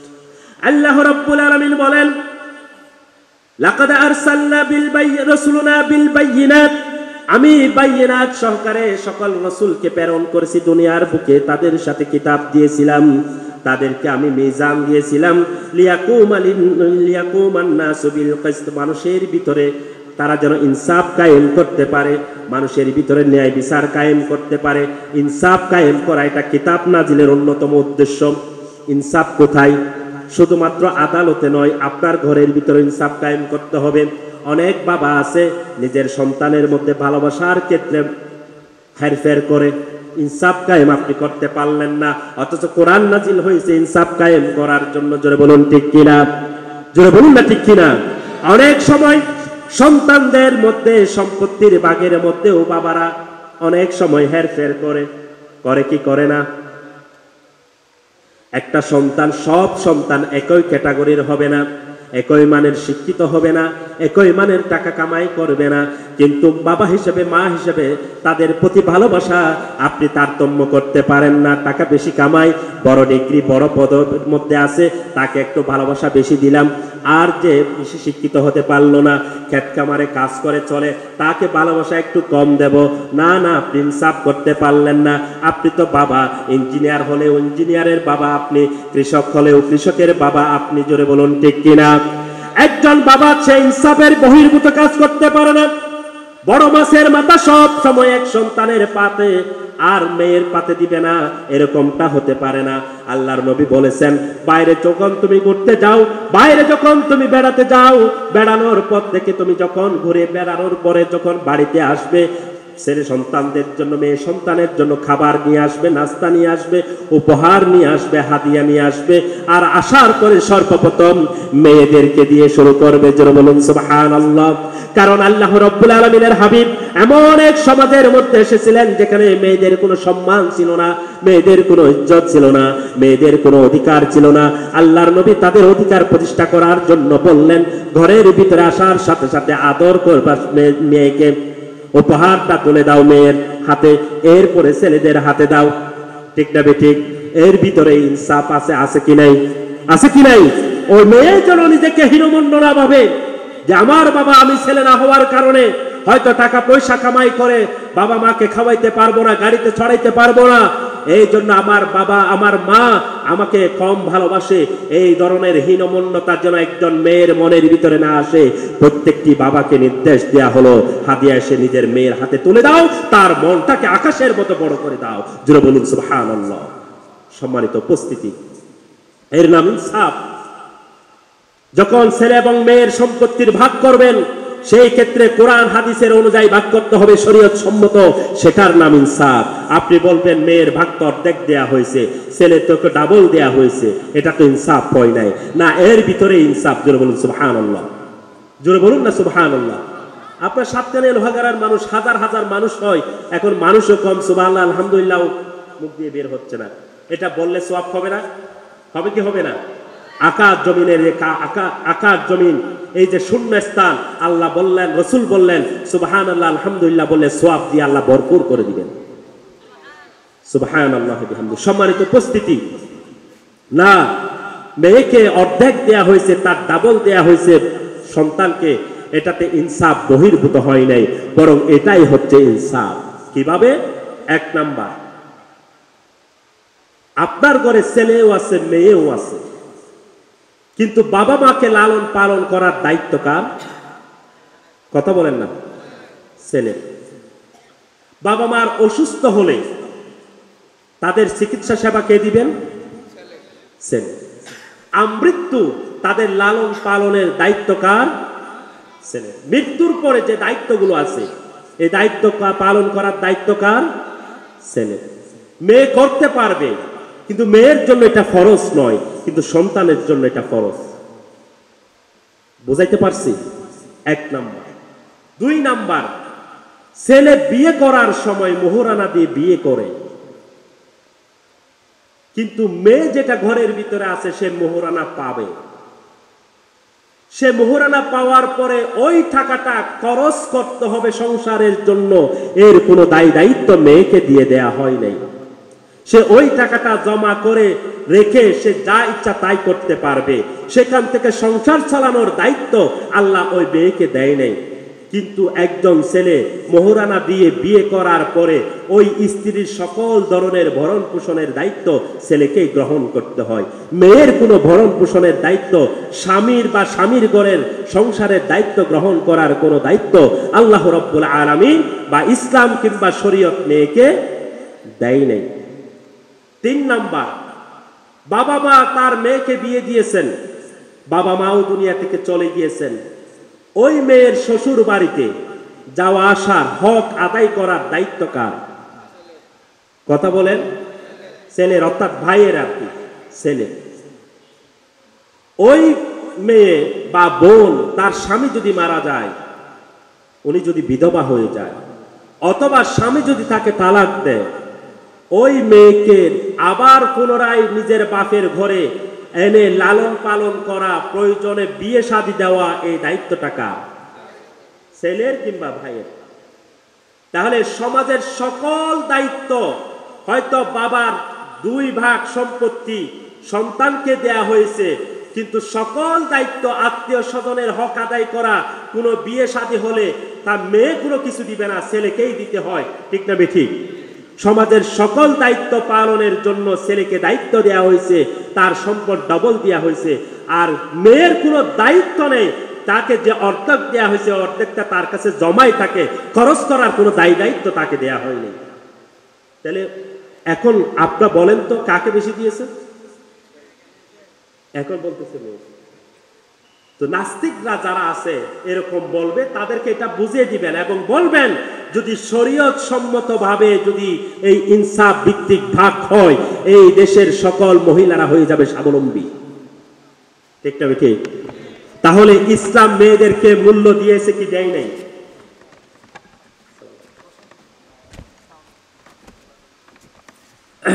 আলহামদুলিল্লাহ আমাদের মেহমান এসেছেন, আমরা ওনাকে আজকের মাহফিলের পক্ষ থেকে শুভেচ্ছা জ্ঞাপন করছি, অভিনন্দন জানাচ্ছি। সম্মানিত উপস্থিতি, আমি কি বুঝাতে পারলাম? এই যে ইনসাফ, এরপরে আদালতে কোর্ট কাছারিতে ব্যয় বিচার ব্যবস্থাপনায় ইনসাফ, আল্লাহ বললেন এই ইনসাফ কায়েমের জন্যই আমি কিতাব নাজিল করেছি। জোরে বলুন সুবহানাল্লাহ। আল্লাহ রাব্বুল আলামিন বলেন সূরা আন-নিসা 105 নম্বর আয়াত, আল্লাহ রাব্বুল আলামিন বললেন ইন্না আনজালনা ইলাইকাল কিতাবা বিল হক লিতাহকুমা বাইনান নাসি বিমা আরাকাল্লাহ। আল্লাহ রাব্বুল আলামিন বলেন আমি কিতাব নাজিল করলাম আপনার উপরে যথাযথভাবে সত্য সহকারে, কোনো কিছু বাদ দেয়া হয় নাই। লিতাহকুমা বাইনান নাস, মানুষের ভিতরে বিচার ফায়সালা করার জন্য। বিমা আরাকাল্লাহ, আল্লাহ যেভাবে রায় দিয়েছেন সেইভাবে, আল্লাহ যেভাবে মূল্যায়ন করেছেন সেইভাবে মানুষের ভিতরে বিচার ফায়সালা করলে ইনসাফ থাকবে কি থাকবে না? জোরে বলুন না, থাকবে কি থাকবে না? তাহলে আমরা যারা মুসলমান দাবি করি, আমাদেরকে কি আল্লাহর সে বিধান কায়েম করার দরকার আছে কি নাই? আছে কি নাই? যদি বিধানটা আমরা কায়েম না করি তাহলে কি হবে? আমরা যারা বিধান কায়েম করার আন্দোলনের শরীক হব না, আল্লাহর বিধান, তাদের হুকুম কি? সূরা মাইদা 45 নম্বর আয়াতে আল্লাহ রাব্বুল আলামিন বলেন وَمَن لَّمْ يَحْكُم بِمَا أَنزَلَ اللَّهُ فَأُولَٰئِكَ هُمُ الظَّالِمُونَ। আল্লাহ রাব্বুল আলামিন বলেন যারা আল্লাহর বিধান অনুযায়ী বিচার ফায়সালা করবে না, যারা আল্লাহর বিধান অনুযায়ী সমাজ প্রতিষ্ঠিত করবে না, সমাজ রাষ্ট্র পরিচালনা করবে না, তারা হচ্ছে জালেম। তারা কি? জালেম। তাদেরকে যারা ভোট দিয়ে ওই পদে বসাইছে তারা কি? আলেম। এক শ্রেণী আলেমও নাই না? আছে কি নাই? যাদের সাথে জালেমদের সাথে সম্পর্ক ছিল, যারা আলেমের সাথে হক্কানি আলেমদের সাথে বিদ্রোহ ঘোষণা করেছে, সুযোগ পেলে দেড় জরিমানা করেছে, ফাঁসির কাষ্ঠে ঝুলিয়েছে, এমন আলেম নামক জালেম আমাদের দেশে ছিল কি ছিল না? এই সমস্ত জালেমদের বিচার হওয়া দরকার আছে কি নাই? আল্লাহ বললেন আল্লাহর বিধান অনুযায়ী যারা বিচার ফায়সালা করবে না, সমাজ পরিচালনা করবে না, তারা জালেম। এটা কে বলেছেন? কথা বলতে হবে, কে বলেছেন? আমার আল্লাহ বলেছেন। সুতরাং স্পষ্ট ভাষায় বলতে চাই, যত বড় ডক্টর হও, যত বড় আলেম হও, যত বড় প্রতিষ্ঠানে লেখাপড়া করো না কেন, যারা আল্লাহর বিধান অনুযায়ী আল্লাহর দ্বীন এই সমাজে প্রতিষ্ঠা করে নাই, খুন রাহাজানি অবিচার করেছে, তাদের সাথে যারা আতাত করেছো, তোমরা আলেম নামের কলঙ্ক, তোমাদের পরিচয় হচ্ছে জালেম, জালেম, জালেম। জোরে বলুন ঠিক কিনা? আয় বহুত বড় আলেম, আল্লামা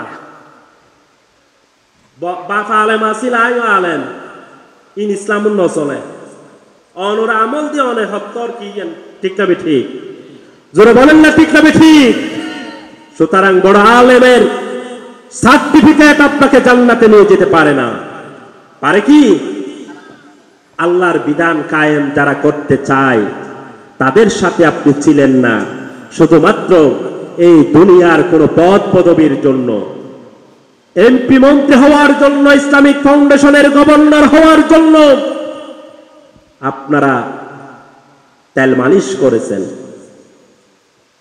ঠিক না? কিসের জন্য? দুনিয়ার কিছু পদ পদবীর জন্য, স্বার্থের জন্য। উলাইকাল্লাযীনা ইশতারাউ দালালাতা বিল হুদা ফামা রাবিহাত তিজারাত। আল্লাহ রাব্বুল আলামিন বলেন তারা ব্যবসা করেছে হেদায়েতের পরিবর্তে, কোরআনের পরিবর্তে, ইসলামের পরিবর্তে, ইসলামী আন্দোলনের পরিবর্তে তারা লেরি ফেরাউনকে বাছাই করেছে। জোরে বলুন ঠিক কিনা? সুতরাং তাদের চেয়ে বড় জালেম আর কেউ হতে পারে?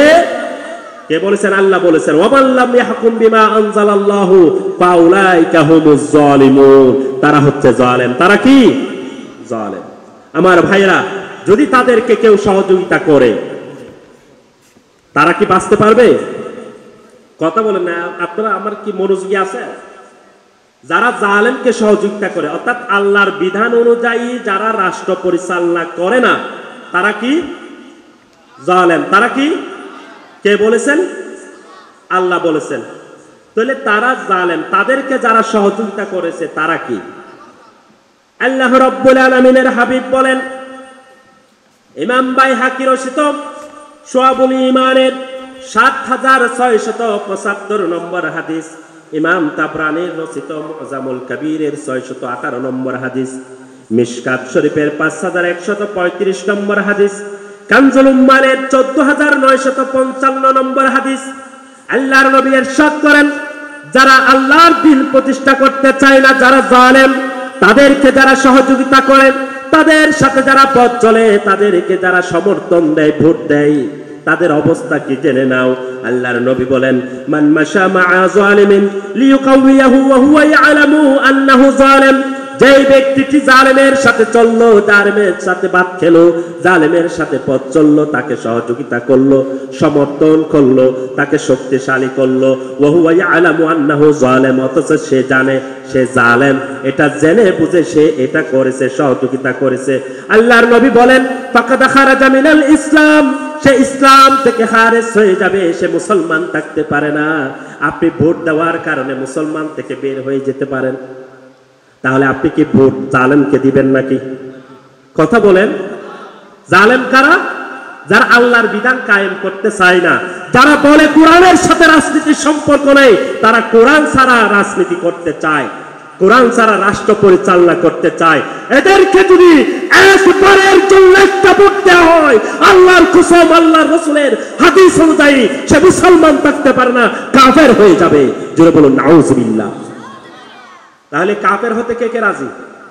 হাত তুল। আমাদের প্রধান বক্তা একদম কাছে চলে এসেছেন। আপনারা যারা এখনো পর্যন্ত মাহফিলে উপস্থিত হননি, সবাইকে মাহফিলে চলে আসার জন্য বিনীত অনুরোধ জানাচ্ছি।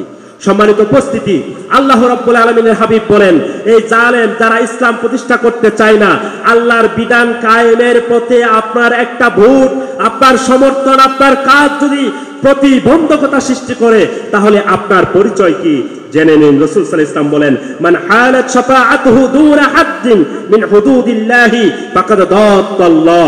যে ব্যক্তিটির কারণে আল্লাহর হুকুম, আল্লাহর বিধান প্রতিষ্ঠা করার মাঝখানে বাধার সৃষ্টি হয়, যেমন আপনি ভোট দিয়েছেন, যারা ইসলাম কায়েম করবে, আল্লাহর বিধান কায়েম করবে, তাদেরকে ভোট দেন নাই, তাদের বিরোধীদেরকে ভোট দিয়েছেন। আপনার ভোটের কারণে তারা ক্ষমতায় চলে গেছে, তাহলে আল্লাহর বিধান কায়েম করার কি সম্ভব হয়েছে? সম্ভব হয় নাই। তার মানে আপনার ভোটের কারণে, সমর্থনের কারণে, সহযোগিতার কারণে আল্লাহর কোনো বিধান প্রতিষ্ঠা বা পালন করা, বাস্তবায়ন করার ক্ষেত্রে যদি প্রতিবন্ধকতা সৃষ্টি হয়, আল্লাহর নবী বলেন, ফাকাদ দাল্লাহ, সে আল্লাহ দ্রোহী। সে কি দ্রোহী? রাষ্ট্রদ্রোহী হলে তাকে ফাঁসি দেওয়া হয়, আল্লাহ দ্রোহী হলে তাকে জাহান্নামে যেতে হবে। জোরে বলুন নাউযুবিল্লাহ। জোরে বলুন না নাউযুবিল্লাহ।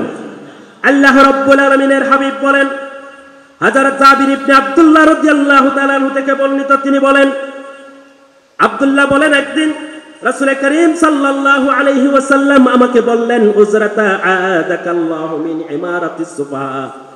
ও আব্দুল্লাহ, ও জাবের, তোমাকে আল্লাহ রাব্বুল আলামিন যারা পথভ্রষ্ট শাসক, তাদের থেকে আল্লাহ তোমাকে হেফাজত করুক। কি শাসক? পথভ্রষ্ট। কি শাসক? পথভ্রষ্ট শাসক। ক্বালা ওয়া মা ইমারাতুস সুফাহা ইয়া রাসূলুল্লাহ, ইমারাতুস সুফাহা, পথভ্রষ্ট শাসক কারা? আল্লাহর নবী বলেন, উমারাউ ইয়াকুনুনা বা'দি লা ইয়াক্তাদুনা বিহাদি ওয়া লা ইয়াস্তান্নুনা বিসুন্নতি। যারা আমার পরে যারা রাষ্ট্র পরিচালনার ক্ষেত্রে আমার হেদায়েতের পথ গ্রহণ করে নাই। আল্লাহর হেদায়েত, রাসূলের হেদায়েতের পথ হচ্ছে কিতাবের পথ, কোরআনের পথ। জোরে বলুন ঠিক কিনা? হুদাল্লিন নাস, হুদাল্লিল মুত্তাকিন। আল্লাহ রাব্বুল আলামিন যেটাকে হেদায়েত হিসেবে দিয়েছেন, ওই পথ থেকে তারা বিচ্যুত হয়ে যায়। ওয়ালা ইয়াস্তান্নুনা বিসুন্নতি, রাষ্ট্র পরিচালনার ক্ষেত্রে আমার আদর্শকে, আমার সুন্নতকে যারা গ্রহণ করে নাই, তারাই হচ্ছে ইমারাতুস সুফাহা, পথভ্রষ্ট শাসক। কে বলতেছেন? রাসূল বলতেছেন। কে বলতেছেন? তাহলে পথভ্রষ্ট শাসক স্বাধীনতার পরে আমাদের সেই সমাজে ছিল কি ছিল না? কথা বলেন। ছিল। আল্লাহর নবী বলেন, ফামান সাদ্দাকাহুম বিকাযিবিহিম, যারা তাদেরকে সত্যায়ন করবেন, তাদের অন্যায় আর জুলুমকে, মিথ্যাকে যারা সত্যায়ন করবে, ওয়ালা আনাহুম আলা জুলমিহিম, তারা যে জুলুম করে এটাকে যারা সহযোগিতা করবে। সরকার জুলুম করতেছে, আপনার ভোট পেয়ে সে দুর্নীতি করে, চুরি করে, ডাকাতি করে, বদমাশি করে, মানুষ খুন করে, সকল পাপের বোঝা আপনাকে বহন করতে হবে। আল্লাহর নবী বলেন যে তাদের জুলুমকে যারা সহযোগিতা করেছে, সে যেটা যে কোনো ভাবেই হতে পারে, সমর্থনের মাধ্যমে, ভোটের মাধ্যমে, তাকে টাকা পয়সা দিয়ে, তাকে সাদা দিয়ে, যে কোনো ভাবেই তাকে সহযোগিতা করলেন, আল্লাহর নবী বললেন ফাউলাইকা লাইসু মিন্নি, তারা আমার উম্মতের অন্তর্ভুক্ত নয়। ওয়ালাস্তু মিনহুম, আমিও তাদের কেউ নয়। তাদেরকেও আমি চিনি না, তারাও আমাকে চিনে না। আমাদের মধ্যে কোনো সম্পর্ক নাই। কে বলতেছেন? কে বলতেছেন? রাসূল বলতেছেন। কি বলি আমি? কি বলতেছি? আপনারা কি বলতেছেন? আল্লাহ বলেন। আল্লাহ রাসূল বলতেছেন, যারা হেদায়েতের উপর, অর্থাৎ আল কোরআনের উপরে রাষ্ট্র পরিচালনা করে না, আমার সুন্নত অনুযায়ী রাষ্ট্র পরিচালনা করে না, তাদেরকে যারা সত্যায়ন করবে, তাদেরকে যারা সহযোগিতা করবে, তাদের জুলুম অবিচারকে যারা সমর্থন করবে, তারা আমার উম্মতের দলভুক্ত নয়, আমিও তাদের কেউ নয়। আল্লাহ রাসূল বলতেছেন। আচ্ছা, আল্লাহ রাসূলের উম্মত না হলে সে কি জান্নাতে যাবে? যাবে না। এর আগে তো হাদিসে বললাম আল্লাহ দ্রোহী তারা। দ্বিতীয় নম্বর পরিচয়, তারা রাসূলের উম্মত নয়। আল্লাহর নবী এরপরে বলেন, ওয়ালা ইয়ারিদু আলাইয়া হাউদি, তারা আমার হাউজে কাউসারের কাছেও আসতে পারবে না। জোরে বলুন নাউযুবিল্লাহ। এখন আমি তো বড় বড় সুন্নি দাবি করি, বড় আলেম দাবি করি, ফাতিহা করি, উরুস করি, আমরা মনে করি এর মাধ্যমে হাউজে কাউসারের পানি সর্বপ্রথম আমি পান করব, আল্লাহ রাসূলের সুপারিশ আমি প্রথম পাবো। অথচ আল্লাহ রাসূল বললেন, আল্লাহর বিধান অনুযায়ী যারা রাষ্ট্র পরিচালনা করে না, তাদেরকে যারা সমর্থন করবে, তারা তো আমার উম্মত নয়। জোরে বলুন নাউযুবিল্লাহ। এরপরে বললেন, ওয়ালা ইয়ারিদু আলাইয়া হাউদি, তারা আমার হাউজে কাউসারের কাছে আসতে পারবে না। ওয়া মান লাম ইউসাদ্দিকুহুম বিকাযিবিহিম, আর যারা অন্যায় অবিচার করবে, তাদেরকে যারা সত্যায়ন করবে না, ওয়ালা ইউইনুহুম আলা যুলমিহিম, তাদের জুলুমকে যারা সমর্থন করবে না, ফাউলাইকা মিন্নি, তারা আমার অন্তর্ভুক্ত, তারা আমার থেকে, ওয়া আনা মিনহুম, আর তারাও আমার থেকে, আমিও তাদের থেকে। জোরে বলুন সুবহানাল্লাহ। অর্থাৎ আমি তাদের দলের লোক। কাদের দলের? যারা তাদের জুলুমকে সমর্থন করে নাই। গত 70 বছর যারা তাদের জুলুমকে সমর্থন করে নাই, বরং বিরোধিতা করেছে, আল্লাহর নবীর বসায়, তারা হচ্ছে আল্লাহ রাসূলের খাঁটি উম্মত। জোরে বলুন ঠিক কিনা? প্রয়োজনে ফাঁসি হবে, জুলুমে নির্বিচার অবিচার স্ট্যান্ডার্ড চলবে, এরপরে আল্লাহর রাসূলকে ছেড়ে দেব না, তারাই হচ্ছে খাঁটি উম্মত। জোরে বলুন ঠিক কিনা? আমার ভাইরা, রাসূল সাল্লাল্লাহু আলাইহি ওয়াসাল্লাম বলেন, ওয়াসায়ারিদু আলাইয়া হাউদি, তারাই আমার হাউজে কাউসারের কাছে আসতে পারবে। সুবহানাল্লাহ বলবেন না? তাহলে এই হাদিসটা অনেকগুলো হাদিস গ্রন্থের মধ্যে এসেছে। সুতরাং জালেমকে কোনো সাপোর্ট করা যাবে, সমর্থন করা যাবে? জালেম কারা? যারা আল্লাহর দ্বীন অনুযায়ী রাষ্ট্র পরিচালনা করে না। জালেমের সহযোগিতা করলে, ভোট দিলে সে মুসলমান থেকে খারেজ হয়ে যায়, 1 নাম্বার। 2 নাম্বার, রাসূলের ভাষায় তারা আল্লাহ দ্রোহী। 3 নাম্বার, রাসূলের ভাষায় তারা আল্লাহ রাসূলের উম্মত নয়। আচ্ছা, এই মানুষটা এখন দাবি করে আমি মুসলমান, এ উমরাও করে, এ হজও করে, এ 500টি 1000টি মসজিদও করে, আছে না নাই? এর কোনো ইবাদত কবুল হবে? কি বলেন? কারণ এ ঝুঁকে পড়ছে কোন দিকে? জালেমদের দিকে। কোন দিকে? চূড়ান্ত ফায়সালা আল্লাহর রাসূল, আল্লাহ রাব্বুল আলামিনের সূরা হুদের 113 নম্বর আয়াত। আল্লাহ রাব্বুল আলামিন বলেন, ওয়ালা তারকানু ইলাল্লাযীনা যালামু ফাতামাসসাকুমুন নার। আল্লাহ রাব্বুল আলামিন বলেন, তোমরা জালেমদের দিকে ঝুঁকে পড়ো না। কিছু একটা পাওয়ার লোভে, পদ পদবি পাওয়ার লোভে, কোন একটি কারণে তোমরা জালেমদের যারা জুলুম করে তাদের দিকে ঝুঁকে পড়ো না। যদি পড়ো ফাতামাসসাকুমুন নার, জাহান্নামের আগুন তোমাদেরকে স্পর্শ করবে। ও আমার বারে আল্লাহ আকবার ভাইরা, সাতকানিয়ার ভাইরা, খবরদার খবরদার, জালেমের সাথে কোনো সম্পর্ক আমাদের থাকতে পারে না। জোরে বলুন ঠিক কিনা? যারা ইসলামের বিপরীত আপনাকে ডাকবে, যারা ইসলামের সাথে রাজনীতির সম্পর্ক নাই বলে মনে করে, তারা হচ্ছে জাহেল। তারা কি জাহেল? তারা কি জাহেল? তারা আপনাকে ইসলামের বিপরীত যেটা, সেটাকে বলা হয় জাহিলিয়াত। সেটাকে কি বলা হয়? জাহিলিয়াত। জাহিলিয়াত ছিল বলেই আল্লাহ ইসলাম পাঠিয়েছেন, কোরআন পাঠিয়েছেন নূর হিসেবে, হেদায়েত হিসেবে, বুরহান হিসেবে। ঠিক না ঠিক? এখন আসুন, জাহিলিয়াতের পথে ডাকে অর্থাৎ কোরআনের বিপরীত ডাকে এমন মানুষ আগেও ছিল, এখনো আছে কি নেই? যে কোরআন থেকে রাজনীতিকে আলাদা করতে চায়, রাষ্ট্রকে আলাদা করতে চায়, তার মানে সে কোন দিকে ডাকতেছে? জাহিলিয়াতের ডাকে। কোন দিকে? তাদের অবস্থা দেখেন, তিরমিজি শরীফের হাদিস, মুসান্নাফে আব্দুর রাজ্জাক, সহিহ ইবনে খুজাইমা, সহিহ ইবনে হিব্বান, জামিউল আহাদিস, মিশকাত, সহিহুল জামে, এই সমস্ত গ্রন্থের ভিতরে এসেছে। আল্লাহর নবী বলেন, ওয়ামান দাআ বিদাওয়াল জাহিলিয়া, যে ব্যক্তি তোমাদেরকে, যে রাজনীতিবিদ, যে অর্থনীতিবিদ, যেই মানুষ তোমাদেরকে জাহিলিয়াতের দিকে থাকবে অর্থাৎ ইসলামের বিপরীত, কোরআনের বিপরীত ডাকবে, ফাহুয়া মিন জুসাই জাহান্নাম, সে জাহান্নামীদের অন্তর্ভুক্ত হবে। জোরে বলুন নাউজুবিল্লাহ। জোরে বলুন না নাউজুবিল্লাহ। এখন বলেন, এই মানুষটা নামাজ পড়ে কি পড়ে না? আরে কথা বলে না, পড়ে কি পড়ে না? আমি দেখলাম একটা সমাবেশের মধ্যে, যেই মানুষটি বলে কোরআনের সাথে রাজনীতির সম্পর্ক নাই, ওই মানুষটি আবার নামাজের টাইম হয়েছে তখন নামাজ পড়তেছে, তসবিহ বলে আছে, ইতারাত তো আছে তসবিহ ছাড়া, অর্থাৎ ব্যবসা আর কি। এবার কি ব্যবসা? ফটিও লাগাই, তসবিও লাগাই, ওই তারা হতে বলতে রাবিয়া বসরি, আর গো হতে বলতে জান্নাতি, হয় না? আল্লাহ রসুল জিতিং সার্টিফিকেট দিয়ে আয় আলোচনা তুমি বুঝছেন না? প্রথমে কি হই, ফাকাত খারাজা মিনাল ইসলাম, ইসলাম থেকে হারে চলি। ঠিক না ঠিক? তাহলে এবার ফটির হলো দাম আছে না, তসবির হলো দাম আছে না? এরপরে দ্বিতীয় পরিচয়, রাসূল সাল্লাল্লাহু আলাইহি ওয়াসাল্লাম বললেন, হাদাল্লাহ, আল্লাহ দ্রোহী, রাষ্ট্রদ্রোহী নাই, রাষ্ট্র বিরোধী আর কি। আল্লাহ দ্রোহী মানে আল্লাহ বিরোধী অবস্থান হচ্ছে জাহান্নাম। ই বেরোয় তারা রাবিয়া বসরি বানাই ফেলি, হয় না নয়? এরপরে রাসূল করিম সাল্লাল্লাহু আলাইহি ওয়াসাল্লাম বললেন, কি বললেন? যে সে মুসলমানের অন্তর্ভুক্ত থাকবে না, সে জাহিলিয়াতের পথে মানুষদেরকে আহ্বান করে। কিসের দিকে আহ্বান করে? জাহিলিয়াতের দিকে আহ্বান করে। এই ধরনের মানুষ কখনো মুসলমান হতে পারে না, হাউজে কাউসারের কাছে তারা স্থান পেতে পারে না, এবং তারা আল্লাহ রসুলের উম্মত নয়, আল্লাহ রসুলের ভাষা অনুযায়ী। এবং এগুলো কোন হাদিসে আছে, হাদিস নম্বর কত আমার এখানে লেখা আছে, নোট আছে। সময়ের সংক্ষিপ্ততার কারণে, যেহেতু আমার আলোচনার সময় শেষ, এই জন্য আমি এগুলো বিস্তারিত বর্ণনা করছি না। সর্বশেষ যেটা বলতে চাই, আল্লাহ রসুল বললেন যে যারা জাহিলিয়াতের পথে মানুষদেরকে আহ্বান করে, অর্থাৎ কোরআনের একটি পথ, জাহিলিয়াতের একটি পথ। একদল বলবে, হে তরুণ যাচ্ছ কোথায়, আল কোরআন তোমাকে হাতছানি দিয়ে ডাকছে।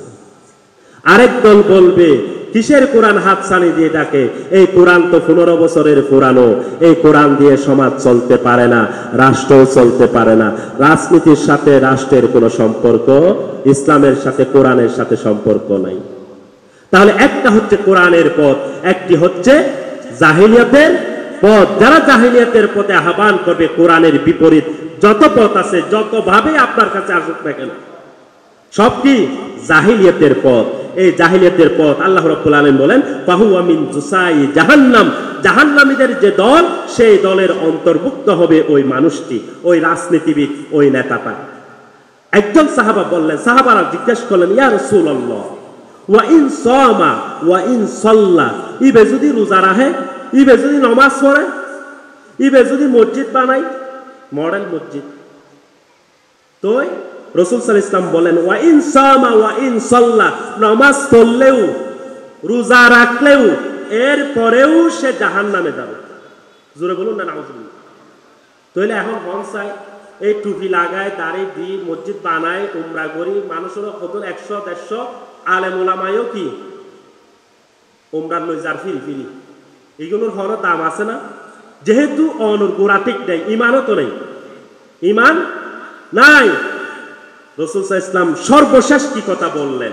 সর্বশেষ বললেন ওয়াজাআমা আন্নাহু মুসলিমুন।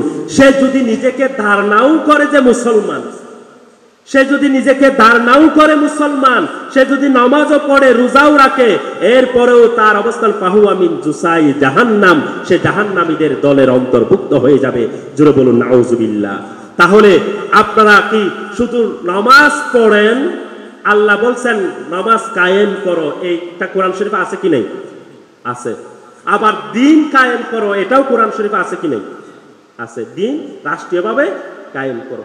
তাহলে ওনারা কি শুধু কোরআন নামাজ কায়েম করন, রোজা কায়েম করন, হজ করন, জাহাদ দন, এগুলো চাইবেন নাকি আকিমুদ্দিন এন্ডেও আইন করিব?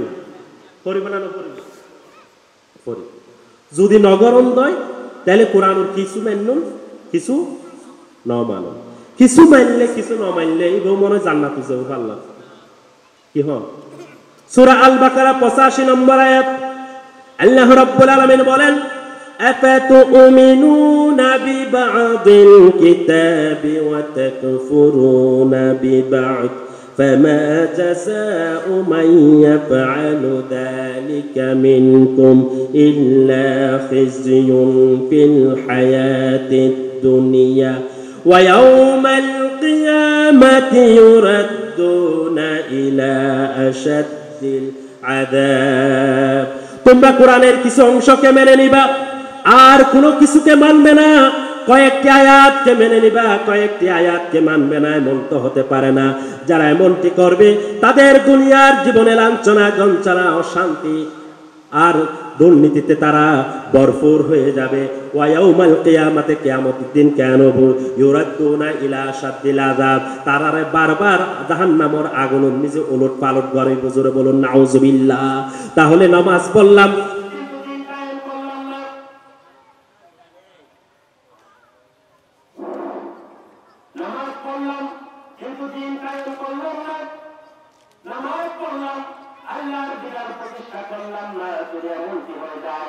তাহলে আল্লাহ রাব্বুল আলামিনের কিতাব অনুযায়ী, কোরআনের আয়াত অনুযায়ী সূরা আল বাকারার 85 নম্বর আয়াত আল্লাহ রাব্বুল আলামিন বলেছিলেন তাদেরকে জাহান্নামের আগুনের মধ্যে বারবার দেওয়া হবে। জোরে বলুন নাউজুবিল্লাহ।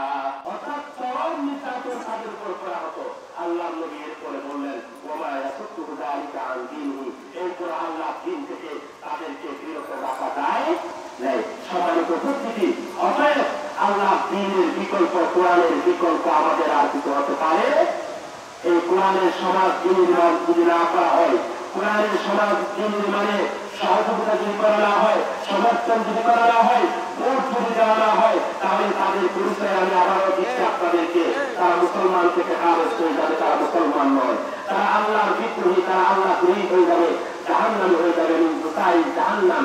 এবং তারা আল্লাহ রাসূলের উম্মত হতে পারবে না, আল্লাহ রাসূলের হওজে কাউসারের পাশেও আসতে পারবে না। চতুর্থ নম্বর হচ্ছে তাদের জন্য আল্লাহ রাব্বুল আলামিন জাহান্নামের আগুনকে প্রস্তুত করে রাখা হয়েছে। সুতরাং আমরা কি জাহান্নামে যেতে চাই? জাহান্নামে যেতে চাই? তাহলে অবশ্যই আল্লাহর জান্নাতে যদি যেতে চাই, আল্লাহর কিতাব অনুযায়ী একটি রাষ্ট্র পরিচালনা করার জন্য, রাষ্ট্র পরিচালনার দায়িত্বভার যারা দিতে চায়, কোরআন দিয়ে যারা রাষ্ট্র পরিচালনা করতে চায়, তাদেরকে সমর্থন করা, সহযোগিতা করা আমাদের জন্য ফরজ। ফরজ, সেই ফরজ যেন আমরা আদায় করতে পারি। আল্লাহ তৌফিক দান করুক, আমিন। আমি আপনাদের কাছে দোয়া চাই, আপনাদের জন্য আমি দোয়া করছি। আমি আমার আলোচনাকে এখানে শেষ করছি। আকুলু কাউলি হাযা ওয়া আস্তাগফিরুল্লাহ লি ওয়া লাকুম ওয়া লিসাইরিল মুসলিমিনা মিন কুল্লি যানবিন তুবু ইলাইহি ইন্নাহু হুয়াত তাওয়াবুর রহিম। আসসালামু আলাইকুম ওয়া রাহমাতুল্লাহি ওয়া বারাকাতুহু। IUB media,